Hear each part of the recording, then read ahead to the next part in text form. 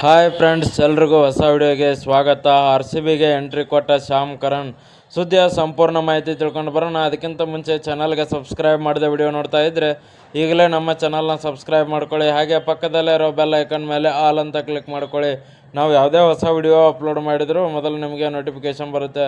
ಹೌದು ಸ್ನೇಹಿತರೆ, ಕಳೆದ ಕೆಲವು ದಿನಗಳಿಂದ ಎಲ್ಲ ತಂಡಗಳು ಕೂಡ ಟ್ರೇಡ್ ಮಾಡ್ಕೊಳ್ತಾ ಇದ್ವು. ರಿಷಬ್ ಪಂತ್ ಅವರಾಗಿರ್ಬೋದು, ಕುಲ್ದೀಪ್ ಯಾದವ್ ಅವರಾಗಿರ್ಬೋದು, ಅವರು ಕೂಡ ಟ್ರೇಡ್ ಮೂಲಕ ಒಬ್ಬರು ಡೆಲ್ಲಿಗೆ, ಇನ್ನೊಬ್ಬರು ಲಕ್ನೋಗೆ ಎಕ್ಸ್ಚೇಂಜ್ ಆದರು. ಹೀಗೆ ಎಲ್ಲ ತಂಡಗಳು ಕೂಡ ಟ್ರೇಡ್ ಮಾಡ್ಕೊಳ್ತಾ ಇದ್ವು. ಹೀಗೆ ನಮ್ಮ RCB ತಂಡವು ಟ್ರೇಡ್ ಮಾಡ್ಕೊಂಡಿದೆ ಅಂತ ಸೋಷಿಯಲ್ ಮೀಡಿಯಾದಲ್ಲಿ ಸುದ್ದಿ ಹರಿದಾಡ್ತಿದೆ. ಅದು ಯಾವ ಪ್ಲೇಯರ್ ಜೊತೆ ಟ್ರೇಡ್ ಅಂತ ನೋಡೋದಾದರೆ ಶ್ಯಾಮ್ ಕರಣ್ ಅವರು ನಮ್ಮ RCB ತಂಡಕ್ಕೆ ಬರ್ತಿದ್ದಾರೆ. ಹಾಗೆ ನಮ್ಮ RCB ತಂಡದಿಂದ ಕೈ ಬಿಡ್ತಿರೋ ಆಟಗಾರ ಯಾರು ಅಂತ ನೋಡೋದಾದರೆ ಅದು ರೊಮಾರಿಯೋ ಶೆಪರ್ಡ್ ಅಂತ ಸುದ್ದಿ ಬರ್ತಿದೆ.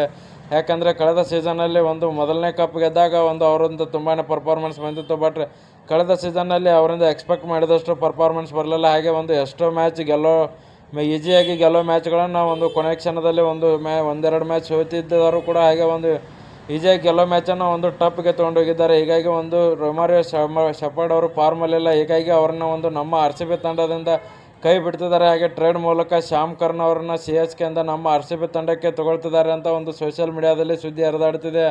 ಇದು ಇನ್ನೂ ಕೂಡ ಅಫಿಷಿಯಲ್ ಆಗಿ ಎಲ್ಲೂ ಕೂಡ ಇನ್ಯೂಸ್ ಬಂದಿಲ್ಲ. ಬಟ್ ಸೋಷಿಯಲ್ ಮೀಡಿಯಾದಲ್ಲಿ ತುಂಬಾ ಚರ್ಚೆ ಆಗ್ತಿದೆ ಅಂತ ಹೇಳ್ಬೋದು.